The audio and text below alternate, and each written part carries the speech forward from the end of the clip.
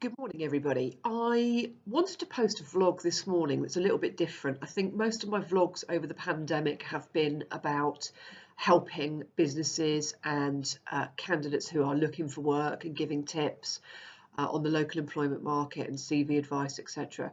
This morning, I actually wanted to talk to you about my industry, the recruitment industry, because we quite often get slated, and I'm kind of a little bit sick of it, if I'm honest. I think it's much more, when you're using a recruitment agency, it's much more than about price. It's about the service you get, and it's about putting a value on that service. Now, I think sometimes clients don't necessarily appreciate what agencies do or what good agencies do. Sure, there's agencies out there and recruiters out there who don't give good customer service, and they then tar the industry with a bad name. But you get that in any industry. And I'd like to think that myself and thousands of other really, really good professional recruiters around the country and around the globe kind of would negate that a little bit. I'm just going to talk to you about my experiences and what I go through when I take a job. So when I take a job from a client, if it's a new client, then I will want to go and visit them in normal circumstances to get a real feel for the business. It takes about an hour, get to meet the client, find out a little bit about the culture. It's all about the basics of finding out where they are so that I can tell the candidate for interview purposes whether they've got parking, all that kind of thing. But it's also about getting a real feel for the business and for the job. Okay. If it's an existing customer, then I will have that conversation over the phone because I'll know a lot about the culture. It's more about finding out and digging really into the depths of the job, because if I don't understand it, I can't recruit for you. Once I've done that, I will draft an advert. Sometimes clients will want to see that and they will make some changes, and that's absolutely fine. I have no issue with that. But I draft the advert. I then post it on my website, on social media, and on 3 job boards that I pay for quite handsomely. And I also set up alerts to alert me to good candidates that the job board thinks may be a match. So I'm proactive about searching as well. They go on the job boards. I then search for candidates. I search my database. I search the 3 different job boards that I use. And then it's about saving CVs and about calling people often, well, not so much now, but before the pandemic, 3, 4 times, emailing, texting, chasing people. And then I'll have a very in-depth telephone chat with them and a telephone interview with them, all around their CV, what their reasons are for leaving, what their motivators are, what they like about work, what their key criteria are for looking for a new job. And I do exactly the same with people that apply. When people apply to the job adverts, I look at every single CV. I go back to every single CV. I work on my own. I can do it. I don't understand why many others don't. It's not if you haven't heard in 48 hours. It's an email that says, I'm really sorry, you're not suitable for this particular reason. But it also gives them advice on where to put their CV on job boards, that kind of thing. That takes time. At the moment, it's taking a lot of time. And what I and other recruiters locally are finding is that people are applying, and then literally within 10 minutes, they're calling to check that you've had the CV and to talk it through with them. I just can't deal with the volume of CVs that are coming in at the moment to be able to take everybody's call. And obviously, not every recruiter can help every single candidate that comes across their desk. But it is about going back to them and making them feel as special as you can and giving them advice. Once we've done that, and once I've had a telephone interview with them, I will make my notes and put them onto my CV template with their CV. That will then be sent to the client, and it's then a waiting game.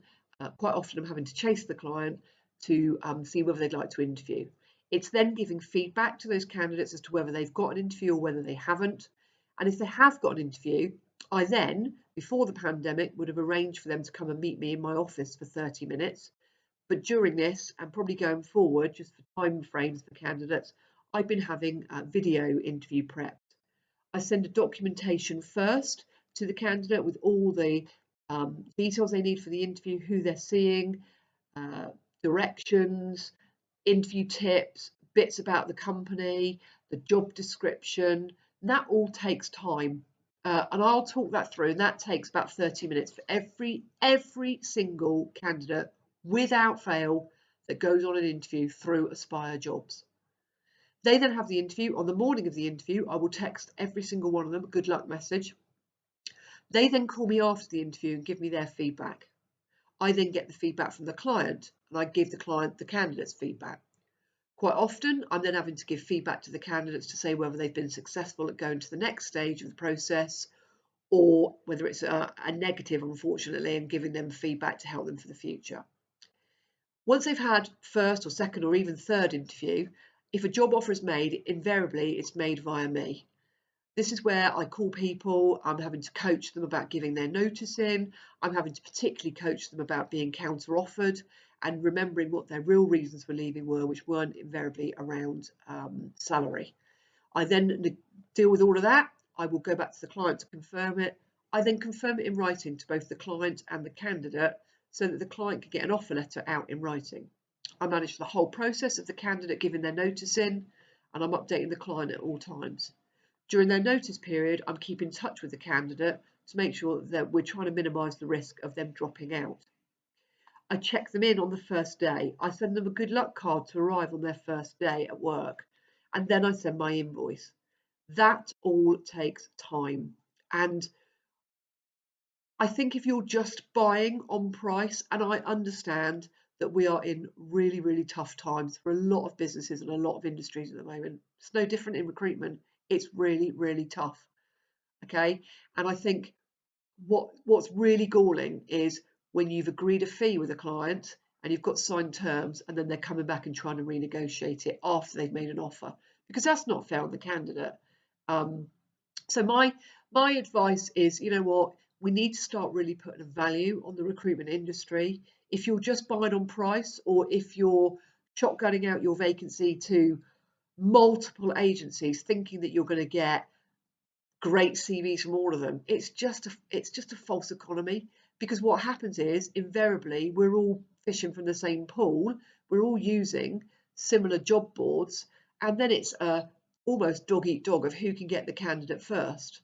I don't send anybody to a client without having spoken to them, without getting GDPR consent, and without getting their ID to ensure that they're legally able to work in the UK. But a lot of agencies, and these are the not so great ones, don't do that. So come on, guys, let's put a bit of value on what recruiters do. Don't knock them, because believe you me, you're going to need us in the next few months as the market does pick up and candidates become scarce again. It's about building a relationship with an agency and about building trust so that that agency really, really understands your culture and your values and where you're growing and what your growth plans are, so that they can highlight good candidates to you in the future, but also when they're getting jobs from you, they're matching properly. Sorry if this sounds a little bit of a rant. It's not, but I am hugely, hugely frustrated with the recruitment industry as a whole being slagged off. I'm a really good professional recruiter. I've got 30 years industry experience, and my time is valuable, and therefore that's why I charge the charges that I charge to you. If you want to comment on this, I'd be happy to hear comments, both positive and negative, because I'm sure there's some shocking stories out there about poor recruiters, but please don't put us all in the same boat.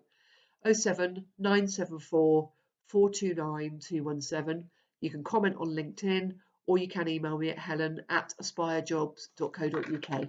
Thank you.